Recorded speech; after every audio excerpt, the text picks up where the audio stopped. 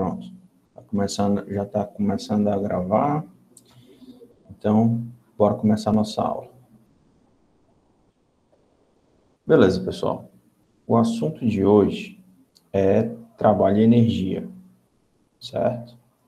Vamos começar devagarinho, dando as definições de trabalho, tá? O trabalho mecânico é definido como sendo a energia transferida para um objeto, ou então do objeto, né, através da ação de uma força. Então, imagina o seguinte, se eu tenho um objeto que está em repouso, tá? O seu estado de movimento é o repouso, ou seja, ele está parado e tem a tendência a permanecer parado, de acordo com a primeira lei de Newton, né? Se ele está em repouso, seu estado de movimento é o repouso, ele só vai mudar de estado de movimento a partir da aplicação de uma força. Em outras palavras, um objeto só vai se movimentar se for transferida energia para ele. Se ele tiver energia para realizar esse movimento, tá? Então, um dos intuitos da aula de hoje é mostrar qual é essa relação entre trabalho e energia. Então, o trabalho mecânico, ele pode ser definido como sendo o produto escalar, né? Aqui eu vou ter o produto escalar de dois vetores. O vetor da força e o vetor do deslocamento, certo? Vamos só exemplificar esse deslocamento aqui. Imagina o seguinte, você tem dois pontos distintos no espaço. Um ponto A, olha, tá fininho isso aqui, porque tá em outra coisa.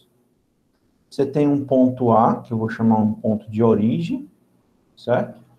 E eu tenho um ponto B de chegada nessas duas situações.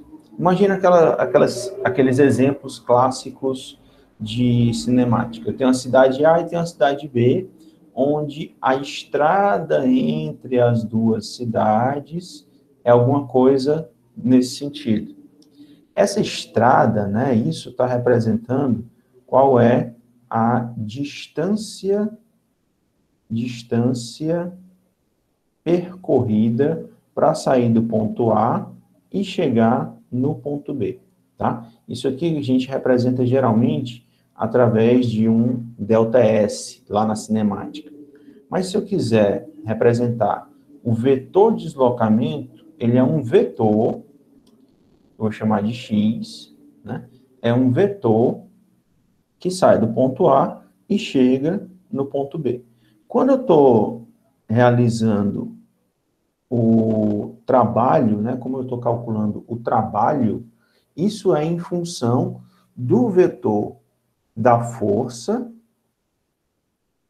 e o vetor do deslocamento, e o resultado desse produto escalar dos dois vetores é um número, onde esse número ele tem um módulo que é dado pelo módulo da força vezes o módulo do deslocamento vezes o cosseno do menor ângulo entre esses dois vetores, tá? Na seguinte situação, se eu tiver um vetor força que está apontando nessa direção e tenho um vetor deslocamento, vamos supor, na horizontal, né, que é um ΔX qualquer, um deslocamento qualquer, o ângulo θ, ele vai ser sempre o menor ângulo entre os dois vetores, certo? Então, dessa forma, eu posso calcular quem é o produto escalar e esse resultado do produto escalar vai ser um número. No caso especial de quando a força for paralela ao deslocamento, o ângulo vai ser de 0 graus, e isso vai me dar que o cosseno de 0 é igual a 1. Então, o meu trabalho vai ser simplesmente força vezes deslocamento. Só vamos relembrar rapidinho aquelas tabelas de seno e cosseno, né? As tabelas trigonométricas, só para a gente relembrar, através do círculo trigonométrico, como eu consigo determinar os valores de seno e cosseno, tá?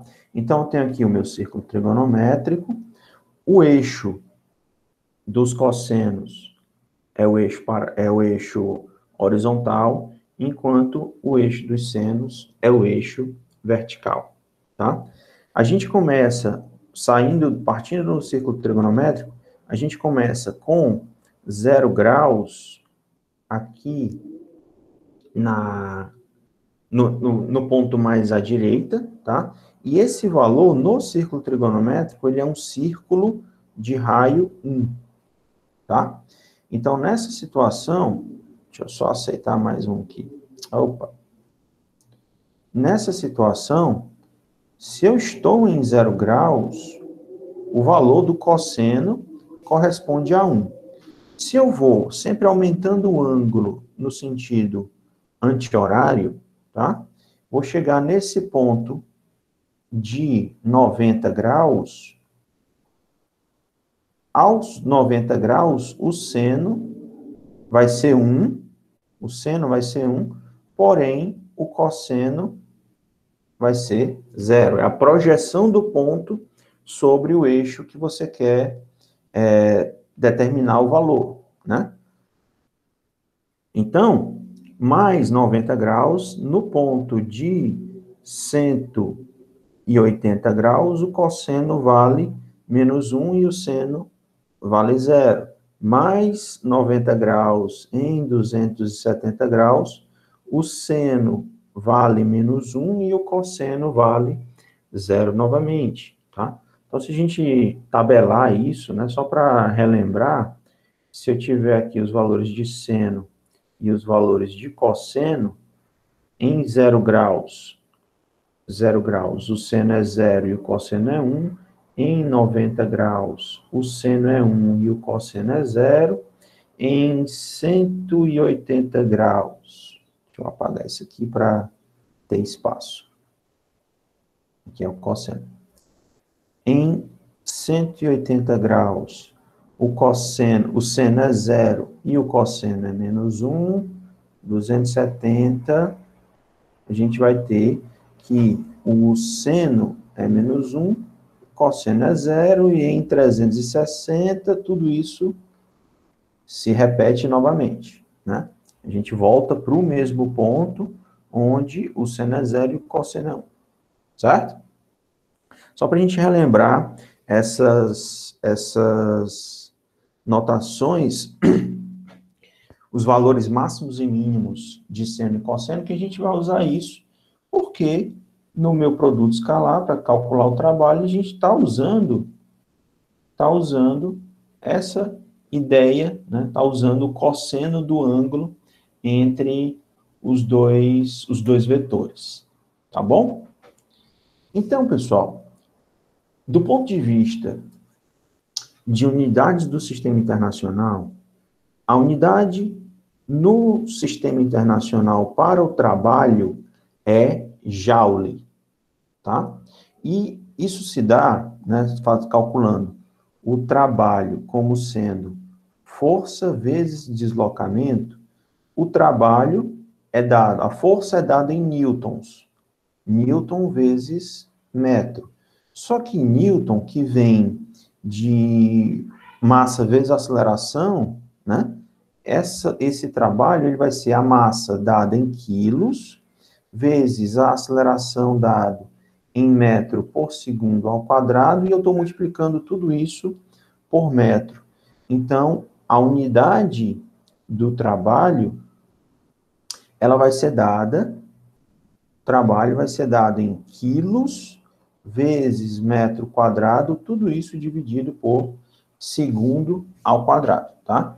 Como está mencionado aqui no slide. Isso também, né, logicamente, isso é Newton por metro. Bom, Vamos em frente. O trabalho, sendo resultado de um produto escalar de dois vetores, esse resultado é uma grandeza escalar, tá? Então, o trabalho pode ser positivo, negativo, ou então zero, certo? O trabalho sendo positivo, isso significa que você transferiu energia para o objeto, tá? Então, se o objeto estava parado e você transfere energia para ele, você está alterando o seu estado de movimento. Então, pela aplicação de uma força, você consegue causar uma certa aceleração nesse objeto, ou seja, você realizou um certo deslocamento, tá? Aceleração também é grandeza vetorial. O contrário também é verdadeiro, ou seja, se o objeto já estava em movimento, por exemplo, e você aplica um trabalho negativo, você está retirando energia do objeto, então você está freando esse objeto. Por exemplo, uma força de atrito, ela serve para retirar a energia de um objeto que está em movimento, tá? E se o trabalho for igual a zero, essa força aplicada sobre esse objeto não está mudando o seu estado de movimento, tá? E a situação onde eu tenho um trabalho sendo igual a zero é no caso, por exemplo, de um movimento, vamos colocar aqui, um movimento, vamos botar a aceleração mais para cá, que eu vou precisar desse espaço. Se eu tenho esse objeto que possui uma certa massa m, ele está realizando um vetor de deslocamento, né, o deslocamento sofrido por ele está sendo para um deslocamento horizontal para direita. Se sobre esse objeto de massa m eu aplicar também a força-peso, né, peso sendo, na segunda lei de Newton, massa vezes gravidade, se eu aplicar a força-peso, essa força-peso, ela forma um ângulo de 90 graus com o meu deslocamento, tá? Então, o trabalho da força-peso seria o peso vezes o deslocamento ΔX vezes o cosseno do ângulo entre os dois vetores, que é 90 graus. Só que, aqui na minha tabelinha, o cosseno de 90 é igual a zero, certo? Então, eu vou zerar todo esse termo, né? Isso aqui tudo é igual a zero, então, o trabalho da força-peso é igual a zero, joules. Ou seja, o peso, a força-peso, não está mudando o estado de movimento do objeto, ou seja, o peso não está contribuindo para transferir ou retirar energia desse objeto, não está mudando o seu estado de movimento. Se esse objeto de massa m possui uma certa aceleração, porque está sendo aplicada uma certa força sobre ele, a tendência é que ele continue em movimento indefinidamente, ou seja, o peso não está influenciando nesse processo. Ficou claro isso? Justamente porque o ângulo entre as duas forças, o ângulo entre os dois vetores, o vetor força e o vetor deslocamento, esse ângulo é de 90 graus. Do mesmo modo, se eu tiver aqui o vetor normal, o vetor normal também forma 90 graus com o deslocamento, né? Dessa forma, a força normal também não influencia, não altera o estado de movimento do objeto. Tranquilo? Vamos em frente.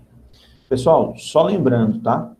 Fiquem à vontade para me interromper, para tirar dúvidas, certo?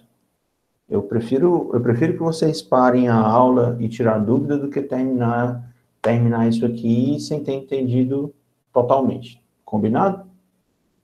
Vamos em frente. Então,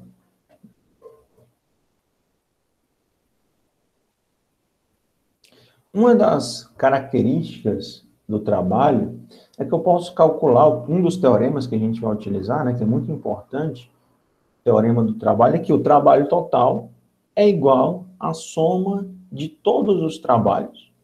Então, vamos brincar um pouquinho com essa ideia de decomposição vetorial, tá? Vamos relembrar aqui decomposição vetorial. Deixa eu salvar isso aqui, para a gente pegar na próxima aula. Vamos lá, aula 2, figura 1.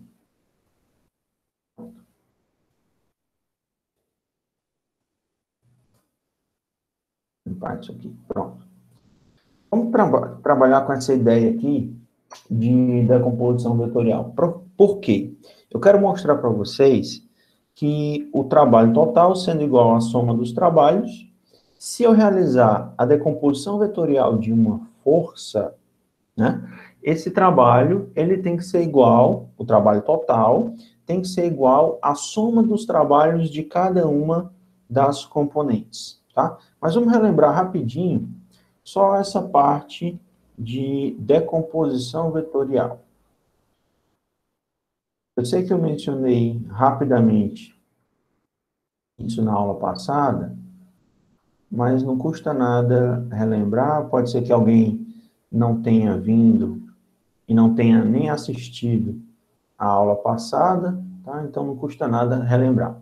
Vamos tratar aqui de decomposição vetorial. Se eu tiver uma força qualquer, tá?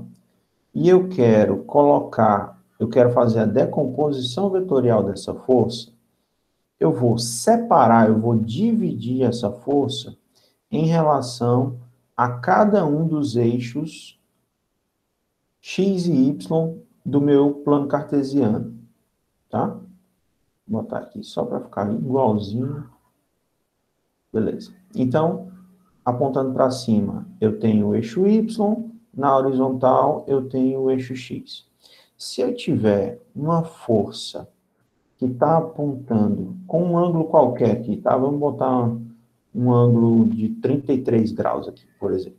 Tá? Vamos pegar essa força aqui, e esta força que é um vetor F, forma um ângulo qualquer, θ, com a horizontal.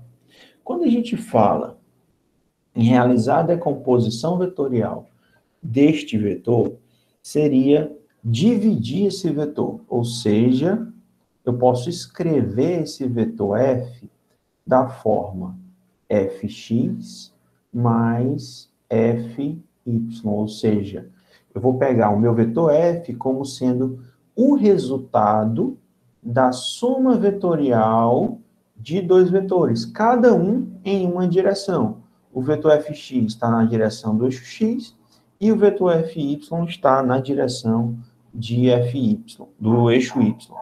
Então, realizar essa decomposição vetorial consiste em pegar a extremidade do meu vetor f e, a partir dela, traçar retas paralelas, que a gente vai chamar de projeções. Eu vou projetar o meu vetor sobre um dos eixos. Ou seja, então, da extremidade do vetor, se eu traçar uma reta paralela ao eixo y, eu estou projetando o vetor f sobre o eixo x. Nesse ponto, é onde eu tenho a extremidade do meu vetor fx.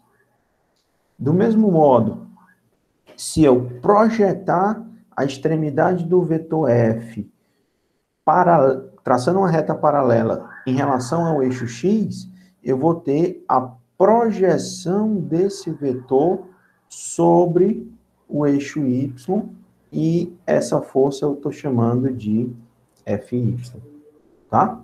Aí a gente tem o seguinte, eu posso traçar as relações trigonométricas do meu triângulo retângulo da seguinte forma. Se eu tenho vetor F nessa direção, o vetor Fx na horizontal e o vetor Fy na vertical, também separados, aqui é o vetor F, isso aqui é Fy e esse aqui é Fx. Pessoal, só por simplificação, tá? Eu vou retirar aqui a notação vetorial e vamos trabalhar com os módulos desses vetores, tá? Desse modo, a gente pode definir o seguinte: eu posso retirar as relações trigonométricas de seno e cosseno desse meu ângulo θ. Então, o seno de θ seria o cateto adjacente, que é Fy, dividido pela hipotenusa, que é F. Multiplicando extremos pelos meios, Fy vai ser igual a F seno de θ. Da mesma forma, eu posso tirar o cosseno de θ, que é igual ao cateto adjacente, que é Fx, dividido pela hipotenusa, que é F. Então, Fx tem o valor de F cosseno de θ. Certo? Só para relembrar também, eu posso determinar o valor dessa hipotenusa, uma vez que eu conheço as componentes Fx e Fy, através do teorema de Pitágoras. É só para relembrar, tá? Então, f ao quadrado é igual a fx ao quadrado mais fy ao quadrado. Certo? Então, o que está sendo feito nessa situação aqui? Eu estou decompondo o meu vetor f em dois vetores, um vetor fx e um vetor fy, e agora eu vou calcular os trabalhos de cada uma dessas componentes. Sendo que o vetor, vamos colocar aqui sempre, né, essa situação, eu estou avaliando um deslocamento na horizontal, certo? O meu vetor deslocamento, ele é horizontal. Então, o ângulo entre fx e o deslocamento é um ângulo de 0 graus, porque as duas retas sendo paralelas, o ângulo entre elas é 0, né? Então, esse cosseno de 0 é igual a 1. E aí eu tenho que o ângulo, agora da componente Fy, que o ângulo entre a componente Fy e o deslocamento vai ser um ângulo de 90 graus, tá? A componente Fy aponta para cima e o deslocamento aponta para a direita, formando um ângulo de 90 graus, cujo cosseno é igual a 0. Então, o trabalho total, sendo igual à soma dos trabalhos de cada uma das componentes, vai ser simplesmente o trabalho realizado pela componente Fx, uma vez que a componente Fy, sendo perpendicular, não realiza trabalho, certo? Então, essa aqui também seria uma das formas de demonstrar a equação do trabalho, né, para mencionar por que a gente utiliza esse cosseno de θ sem dar a ideia de produto escalar, certo? Aqui a gente está trabalhando apenas com os módulos das forças e dos vetores, certo? Sem se preocupar com o resultado do produto escalar, né, que é a equação do trabalho. Então, a gente chega na mesma equação sem olhar do ponto de vista vetorial, tá bom? Bom, então, resumindo, a gente pode concluir o seguinte: eu vou realizar trabalho sobre um objeto sempre que eu tiver uma força no sentido do deslocamento. E para isso, eu digo que o trabalho é positivo, que é o caso dessa força Fx. Fx realiza um trabalho positivo, porque ela está no mesmo sentido do deslocamento, tá? Então, quem está dando energia para esse objeto de massa m é essa força Fx.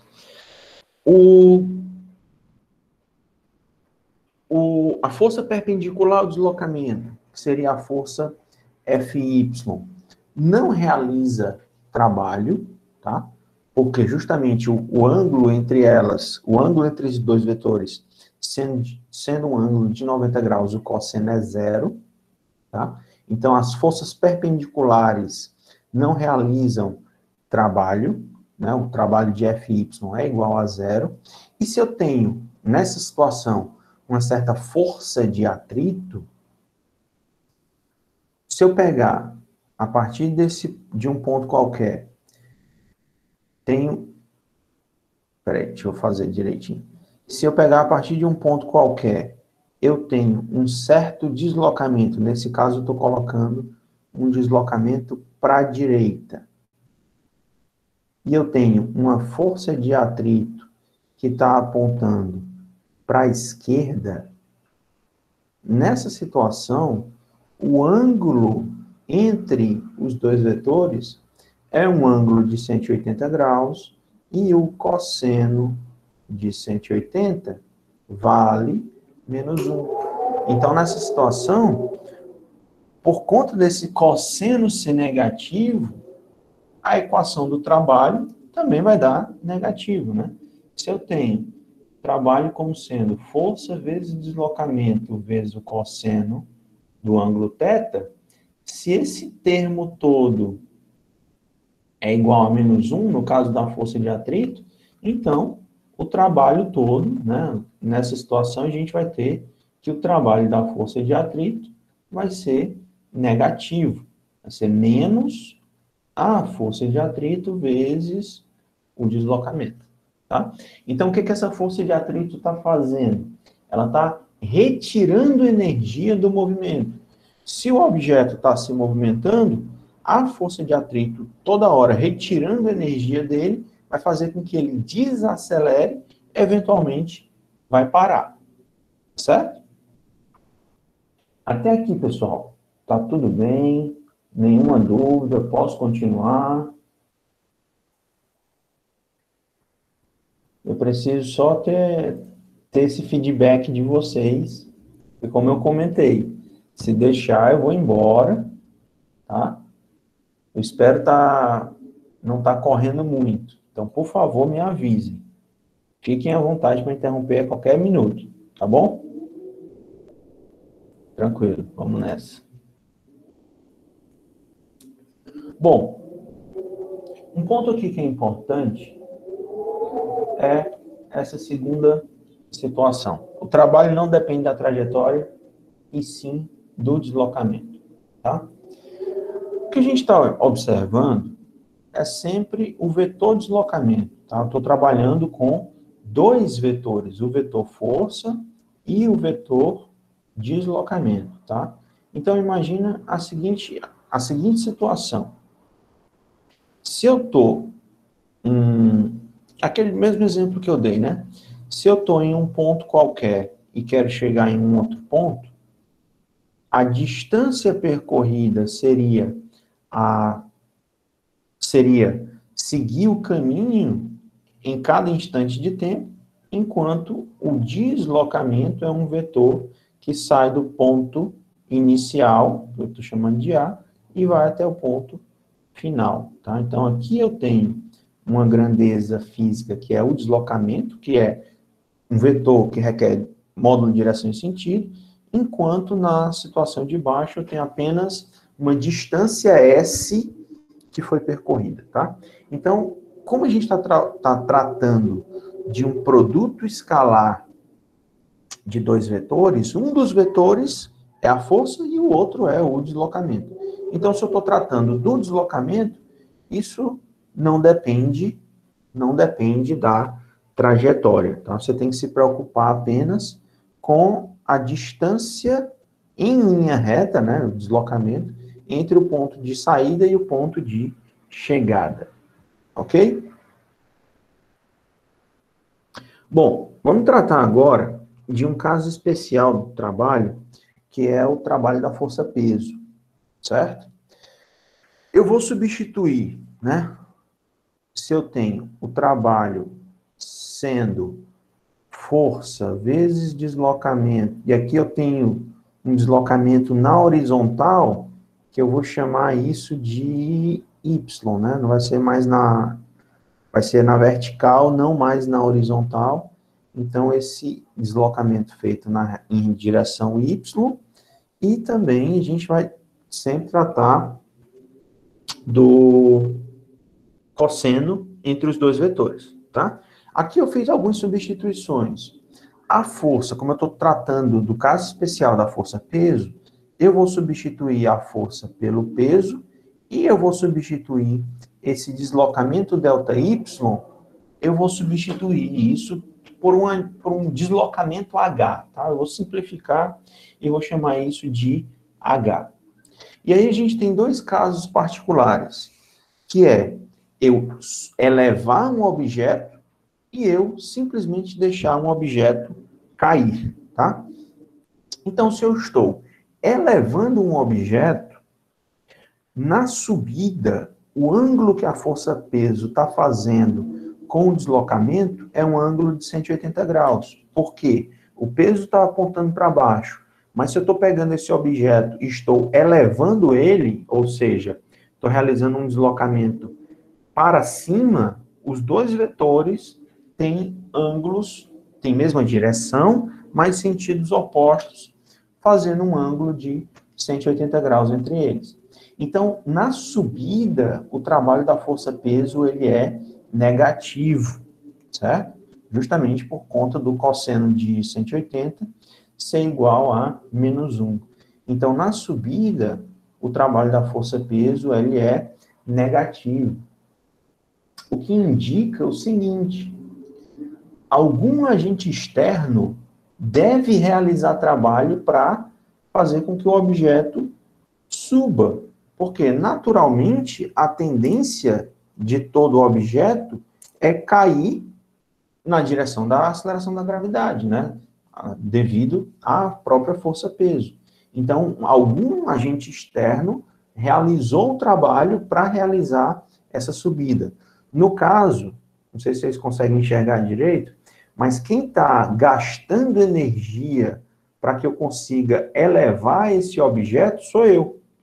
Ao passo que, se eu soltar, quem está gastando energia é a força-peso. Justamente na descida, quando o vetor o vetor de deslocamento está apontando para baixo no mesmo sentido da força-peso, o ângulo entre os dois é igual a zero, cosseno de zero é igual a 1. Então, na descida, a gente vai ter que o trabalho da força-peso, ele é positivo, tá? Ou seja, é a própria força-peso que está tratando de trazer o objeto para baixo. Eu não vou precisar gastar energia para fazer com que o objeto caia.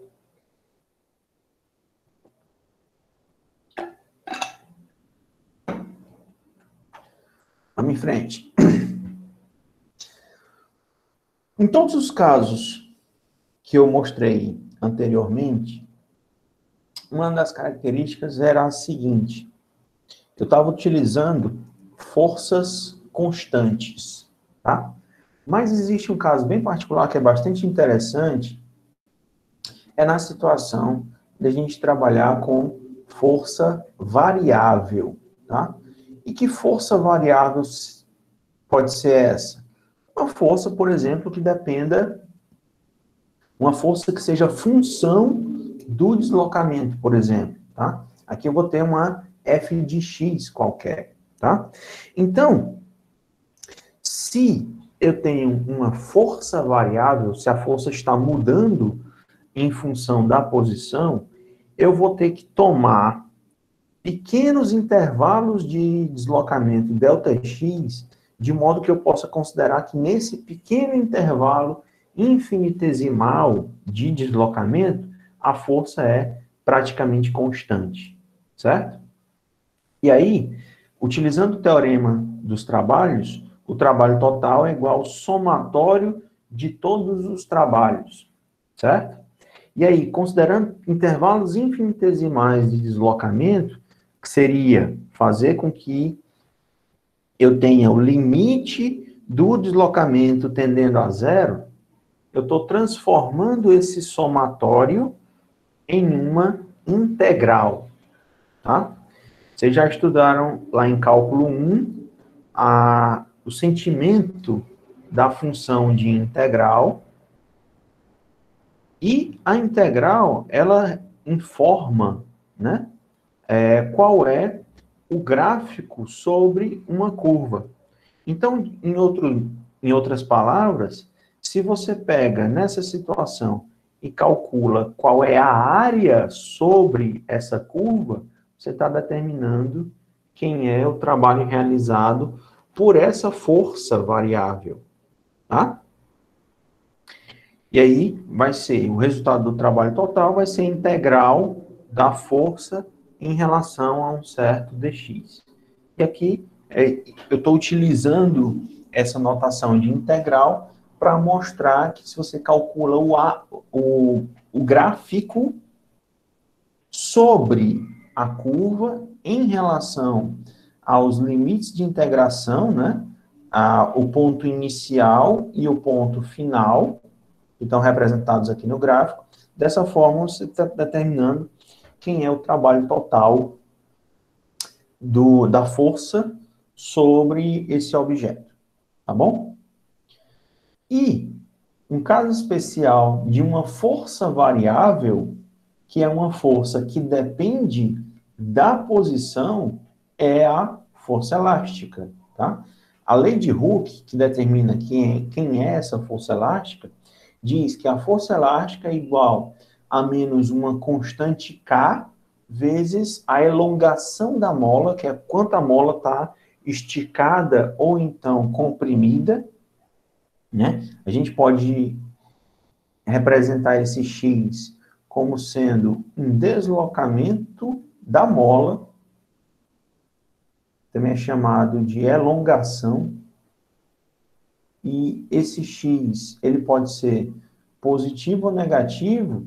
Ele vai ser positivo se a mola está esticada e ele vai ser negativo se a mola está comprimida, tá? Então, a gente pode interpretar isso como sendo um deslocamento.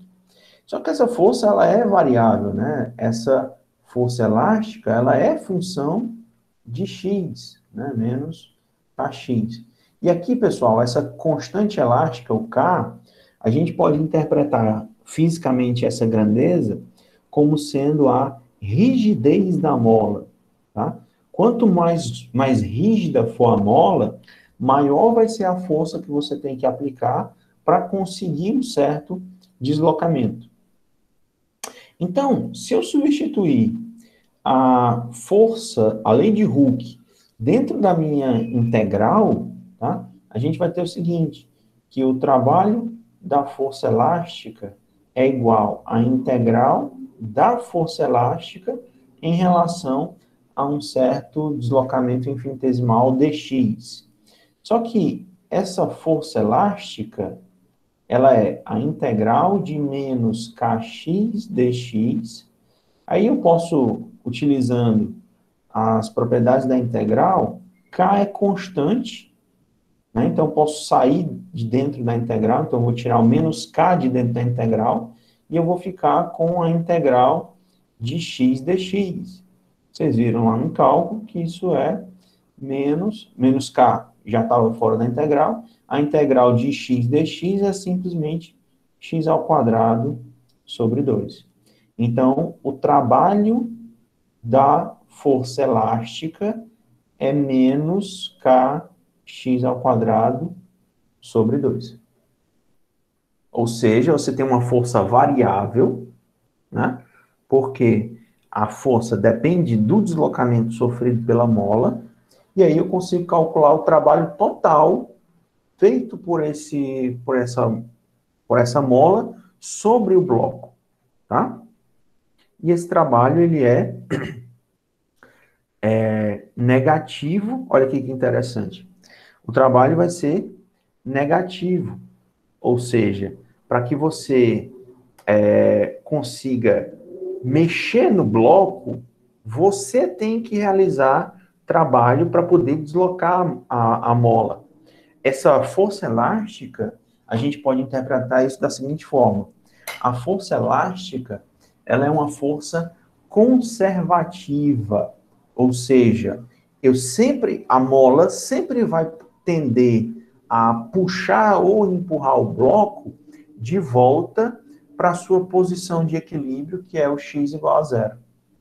Ou seja, se você esticar a mola, nesse caso aqui, se eu aplicar uma força puxando o bloco, né? Aqui é uma força que eu estou fazendo, a força que eu estou fazendo sobre o bloco para tirar ele da minha posição de equilíbrio. Então, eu tenho que aplicar essa quantidade de trabalho positiva para que eu consiga realizar esse deslocamento. Eu tenho que dar energia para o sistema para conseguir esse deslocamento. E o contrário também é verdadeiro. Se eu comprimir a mola, a tendência é que a mola vai empurrar o bloco de volta para a posição inicial.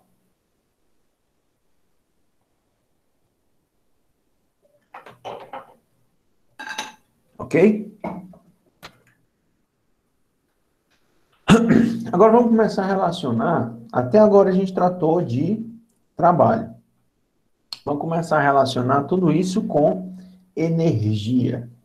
Então, o primeiro tipo de energia que eu quero mencionar com vocês é a energia cinética, que é a energia que está relacionada ao movimento. Então, a equação da energia cinética, que eu vou já já mostrar como é que a gente chega nessa equação. Desculpa. A equação da energia cinética é a metade da massa vezes a velocidade elevado ao quadrado. Do ponto de vista de unidades, né, vamos relembrar aqui as unidades. Massa tem unidade de quilos e a unidade de velocidade é metros por segundo, isso tudo está elevado ao quadrado. E a unidade de energia é quilo vezes metro ao quadrado sobre segundo ao quadrado. Olha que interessante. Tem a mesma unidade do trabalho, certo? Então, de algum modo, energia e trabalho se relacionam. O que é bem intuitivo, né? Para que você consiga tirar um objeto do repouso e colocar ele em movimento, você tem que realizar trabalho. Ou seja, você está transferindo energia para o objeto. E essa quantidade de energia que o trabalho mecânico realiza sobre um objeto de massa M está transferindo energia cinética, justamente colocando ele em estado de movimento, certo? Então, se um objeto está em repouso, ele não tem energia. Se ele estiver em movimento, a sua energia é maior do que zero, tá?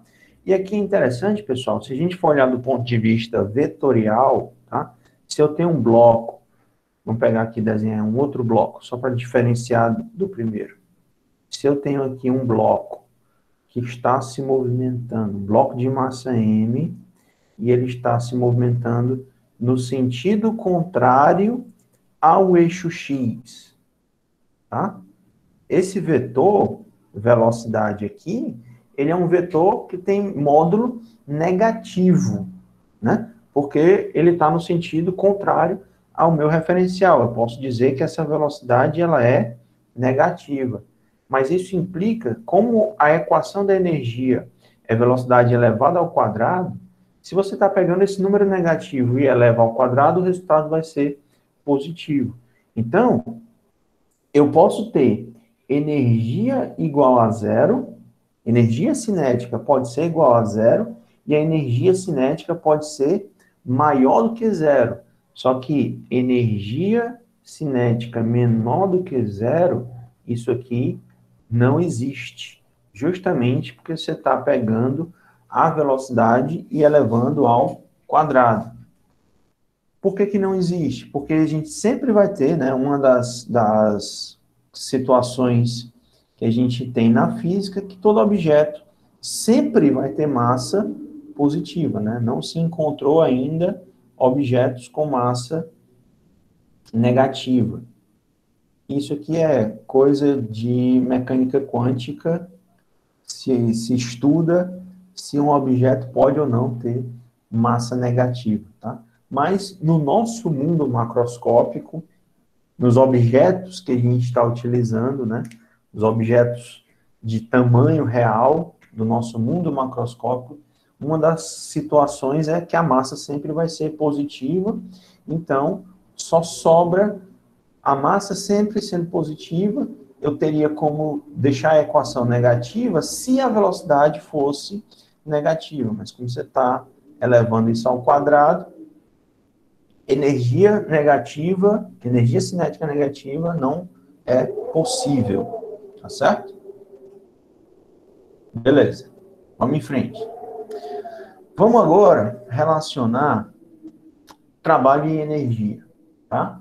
Como os dois têm a mesma unidade, trabalho e energia, trabalho é em Joule e a energia também é em Joule, essas duas grandezas se relacionam, né? O trabalho, ele é a energia transferida para um objeto, ou então do objeto.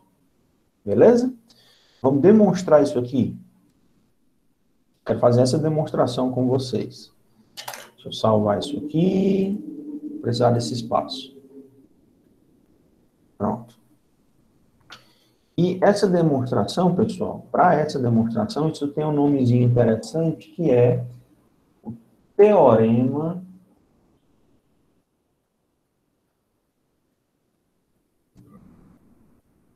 do trabalho e da energia. Para demonstrar esse teorema, eu vou precisar de duas equaçõezinhas que a gente viu lá em Física 1. A primeira equação é a equação de Torricelli, que diz que a velocidade final ao quadrado é igual à velocidade inicial ao quadrado mais 2 vezes a aceleração vezes o deslocamento.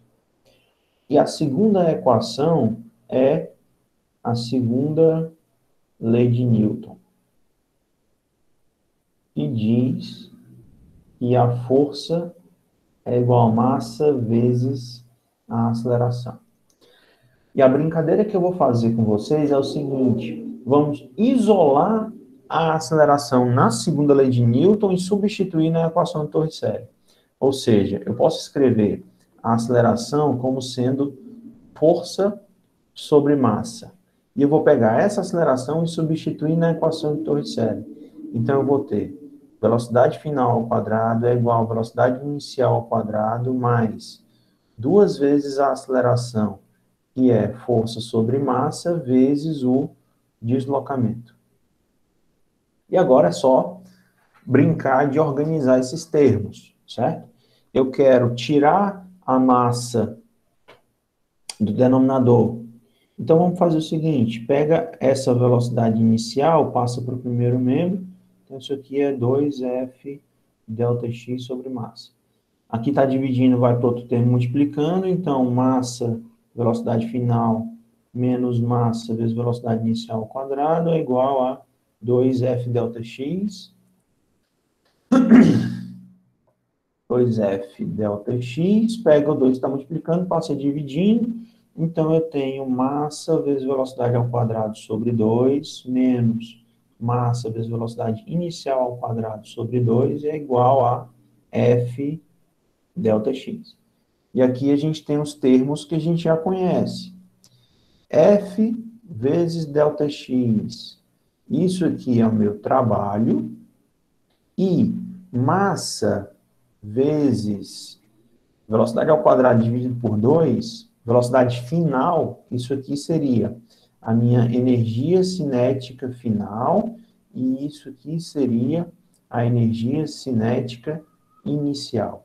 Então, final menos inicial, você tem a variação da energia cinética, né, um delta, tudo isso é igual ao trabalho realizado. Então, o trabalho, ele tem a função de fazer com que varie a energia cinética de um objeto, tá? Se um objeto está em repouso, a sua energia cinética inicial é igual a zero. Então, se eu realizo o trabalho sobre o objeto, eu estou aplicando uma aceleração, estou dando energia cinética para ele. Ok? Então, a função do trabalho é mudar o estado de movimento do objeto. Até aqui tudo bem? Tudo tranquilo?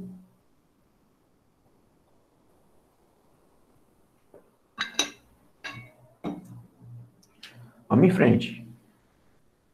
Agora vamos relacionar a energia potencial, tá? A energia potencial tem uma definição, energia, né? Pode ser definida, a energia potencial pode ser definida de uma forma bem particular, que é a energia associada à configuração do sistema, tá? E isso é uma definição fisicamente bastante abrangente, porque, do ponto de vista de energia, pensa assim, eu tenho uma grande quantidade de diferentes tipos de energia. Então, para isso, eu preciso utilizar uma definição que seja abrangente o suficiente para que todos os tipos de energia caibam numa mesma definição. Então, essa configuração do sistema é quem define a minha energia potencial. Por exemplo, vamos dar esse exemplo.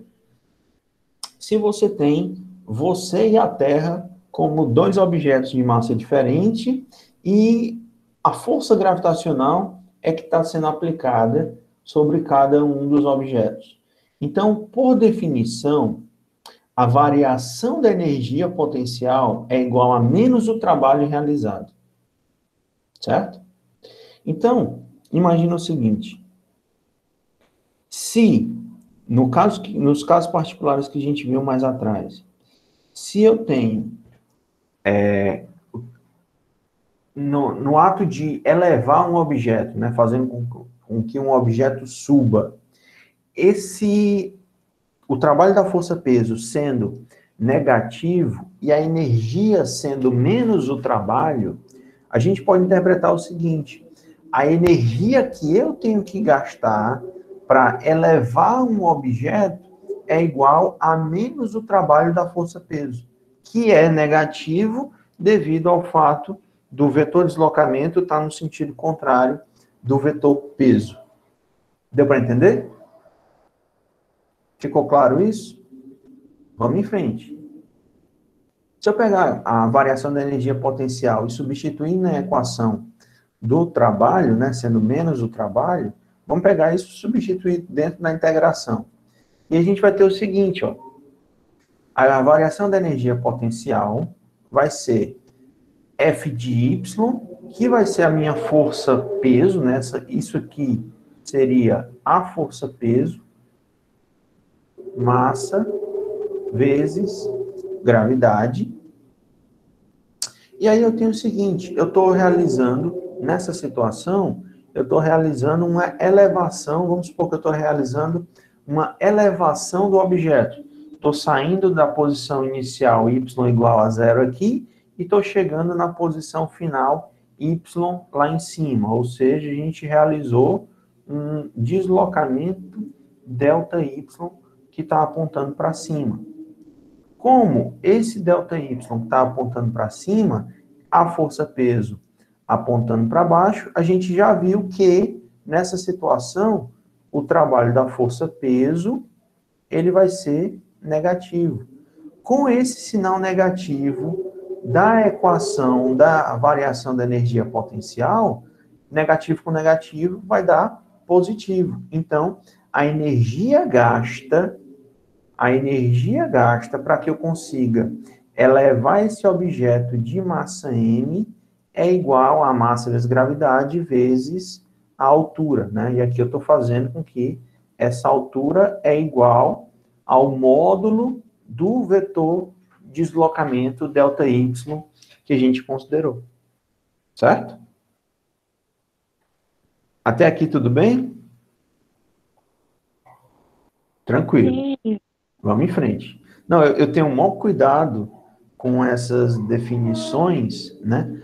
Porque se a gente não entende muito bem um ponto da explicação, quando chegar no exercício, eu fico com medo de não ser claro o suficiente, tá? Mas vamos em frente. Vamos aplicar a mesma ideia agora para a energia potencial elástica. Eu já calculei com vocês que o trabalho da força elástica é menos kx ao quadrado dividido por 2. Mas como a variação da energia potencial é igual a menos o trabalho da força elástica, esse menos da equação com o menos da equação do trabalho vai dar um trabalho positivo, vai dar uma energia positiva. O trabalho é negativo, mas a energia ela é positiva, certo? Seria, né? Vamos escrever para não ficar nenhuma dúvida. O trabalho, a energia, variação da energia potencial, né? Dessa forma, a gente tem que a variação da energia potencial é igual a menos kx ao quadrado. E aí, esses menos vão dar positivo, e aí eu tenho que a variação da energia potencial vai ser positiva, kx ao quadrado sobre 2. Ok? Vamos em frente. A maior situação, o princípio, só um minutinho.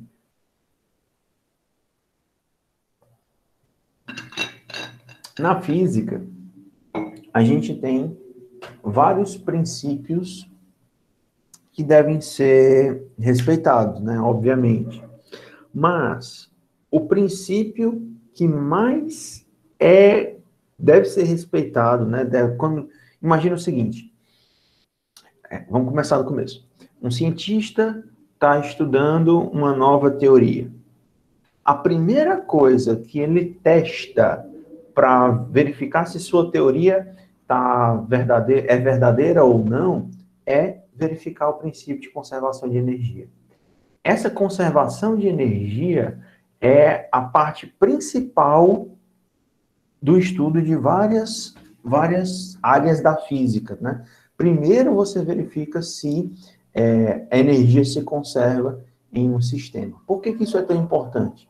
Porque a energia, a grosso modo, ela não se cria e nem se destrói num sistema isolado, tá? Eu não vou ter a perda ou então a criação de energia. A gente sempre vai ter a transformação de um tipo de energia em outro. E isso é um princípio de conservação, ou seja, transformação de energia. Então, eu posso definir um tipo de energia mais abrangente na dinâmica, né, no movimento dos objetos, chamado de energia mecânica. E essa energia mecânica ela é dada pela soma da energia cinética mais a energia potencial de um objeto.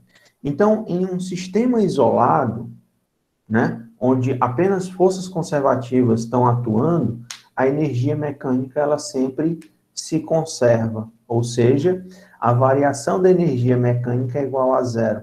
Então, você pode pegar a energia cinética e a energia potencial numa situação antes e igualar isso com a energia cinética mais energia potencial numa situação depois, tá? Isso tem que ser igual.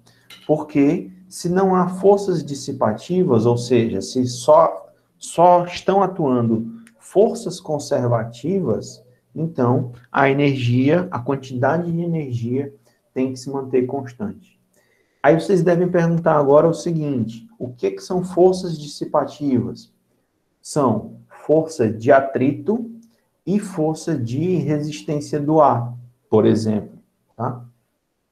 Força de atrito viscoso, quando você tem objetos imersos em fluidos, força de atrito do ar, força de resistência do ar, também é uma força dissipativa, que está tratando de retirar a energia do teu sistema. Mas, em um sistema sendo isolado, a gente tem a conservação da energia mecânica. Então, como a foto aqui está sugerindo, o cara está descendo uma rampa de esqui. Nessa situação, ele está transformando a sua energia potencial gravitacional em energia cinética, ou seja, ao passo que ele está diminuindo a altura em relação à base da rampa, ele também está ganhando velocidade. Ok? Então, ele está transformando um tipo de energia em outro. A energia potencial está sendo transformada em energia cinética. Tranquilo? Vamos finalizar. Acho que é só esse exercício. Vamos trabalhar um pouquinho com as definições de trabalho que a gente viu na aula de hoje, tá? Vamos pegar esse exemplo aqui. Na figura, eu tenho uma força de 2 newtons, que ela é paralela ao plano inclinado, tá? E esse bloco, ele se desloca 0,8 metros ao longo do plano inclinado, com velocidade constante. Se eu considerar que a gravidade é igual a 10 e desprezar qual é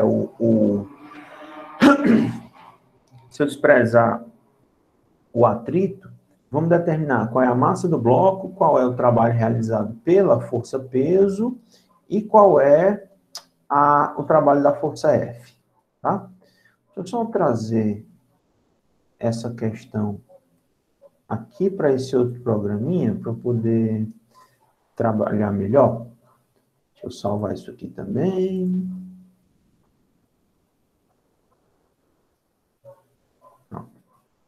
Vou trazer a imagem para cá, só para ficar mais fácil.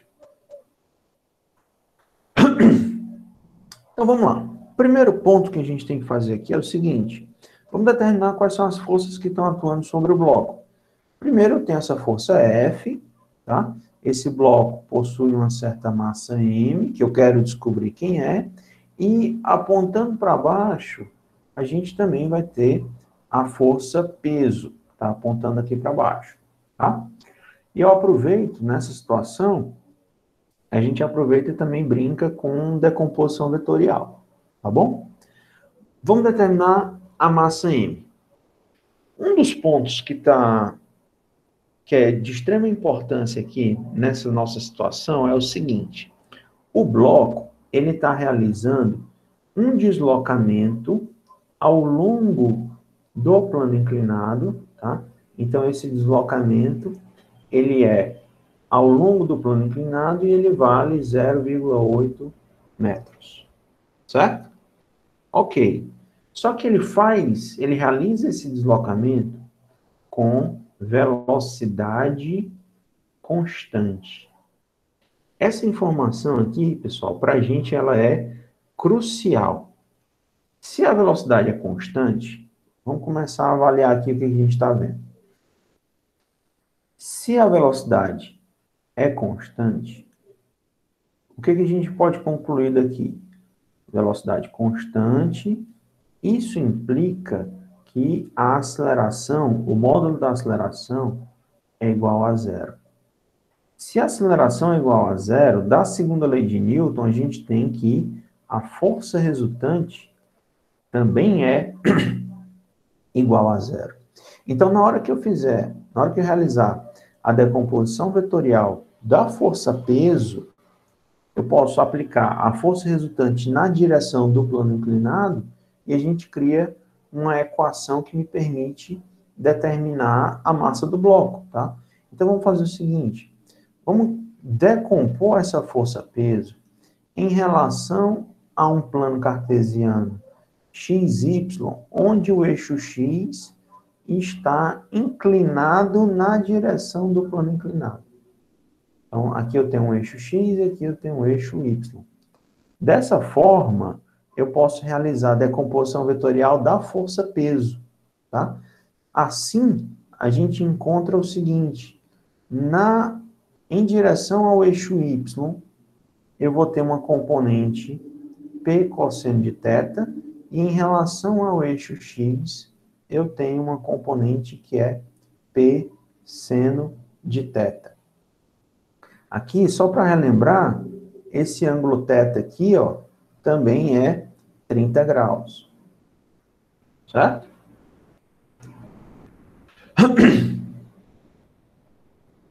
Todo mundo consegue enxergar por que esse ângulo entre o peso e o eixo Y é 30 graus? Precisa que eu faça ou não? Diz aí, rapidinho. Tá todo mundo entendendo por que aquele ângulo também é 30 graus? Porque ele corresponde à inclinação do plano inclinado? Beleza. Vamos em frente. Então, se eu quero agora aplicar a força resultante igual a zero, eu vou ter, ao longo do eixo X, eu vou ter a força F menos P seno de θ, tudo isso é igual a zero. A força F vai ser igual a massa vezes a gravidade vezes o seno de θ.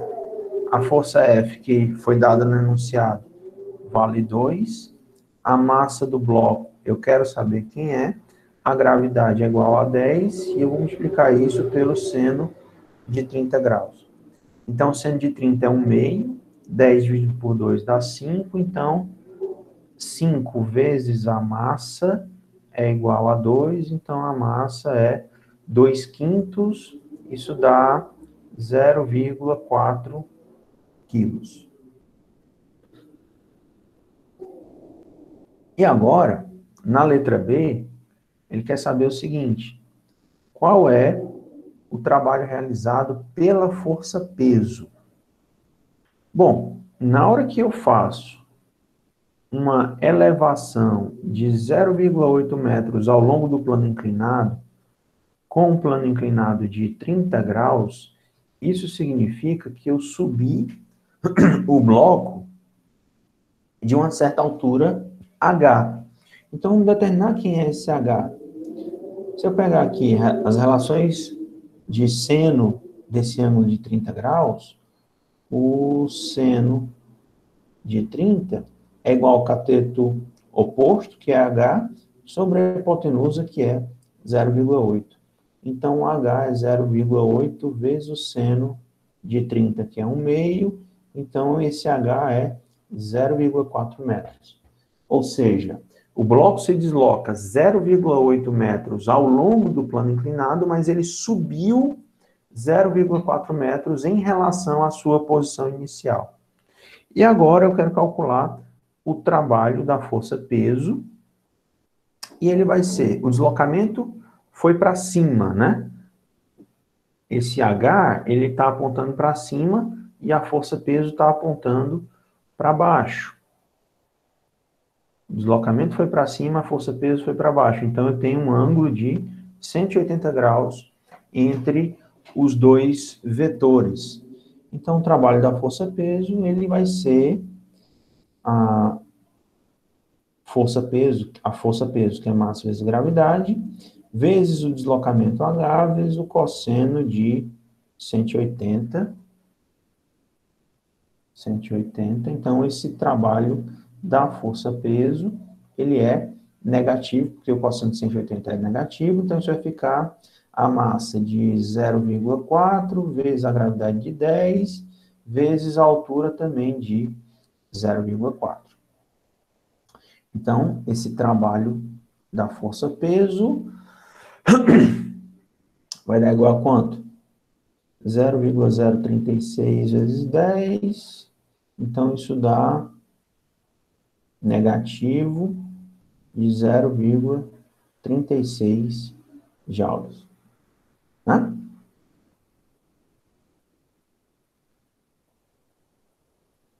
36 não, desculpa, estou viajando.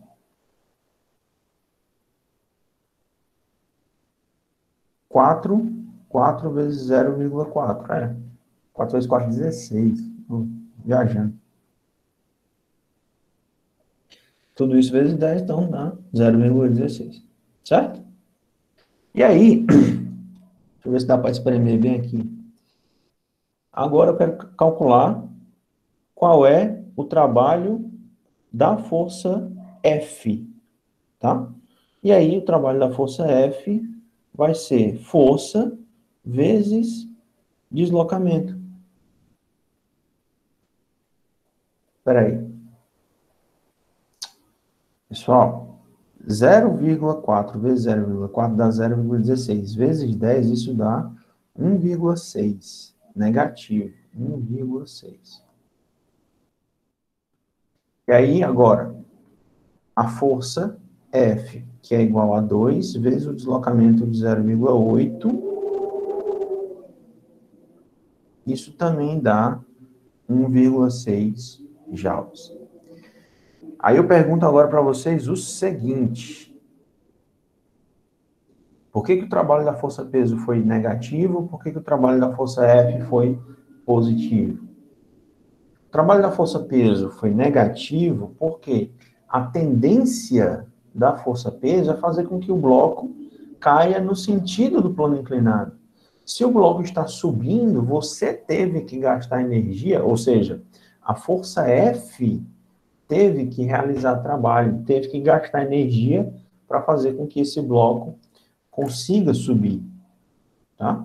Então, esse é o motivo do trabalho da força-peso dar negativo, indicando que alguém tem que gastar energia para fazer com que o bloco consiga subir de 0,4 metros. E quem gastou essa energia? A própria força F. Ok? Até aqui alguma dúvida, pessoal? Ficou tranquilo? Tranquilo, né? Até agora, tudo bem? Tranquilo, tá? Antes da gente terminar, eu quero... Já salvei isso aqui. Antes da gente terminar, eu quero mencionar mais uma coisa, tá? Vamos pegar os dois exemplos... Vamos pegar dois exemplos de conservação de energia. Vamos pegar a situação daquele cara descendo uma rampa de esqui, por exemplo. Vamos botar aqui skate, que é mais fácil de desenhar. Vamos supor que o cara está bem aqui em cima e ele vai descer essa rampa que tem uma altura H em relação à sua base, tá? E vamos aplicar o princípio de conservação de energia para encontrar uma equação, por exemplo, que me determine qual é a velocidade com que ele vai chegar no ponto mais baixo aqui da trajetória. Vamos determinar isso. Qual é a velocidade que ele vai chegar aqui embaixo, sabendo única e exclusivamente que é um sistema conservativo e que ele estava a uma altura H em relação ao nível onde eu estou determinando a velocidade. Então, para essa situação, a gente vai aplicar o princípio de conservação da energia. Eu vou ter que a variação da energia mecânica é igual a zero. Ou seja, energia mecânica numa situação antes é igual a energia mecânica numa situação depois. E eu posso chamar o antes a situação onde ele está lá em cima da rampa e o depois a situação onde ele já desceu a rampa, tá?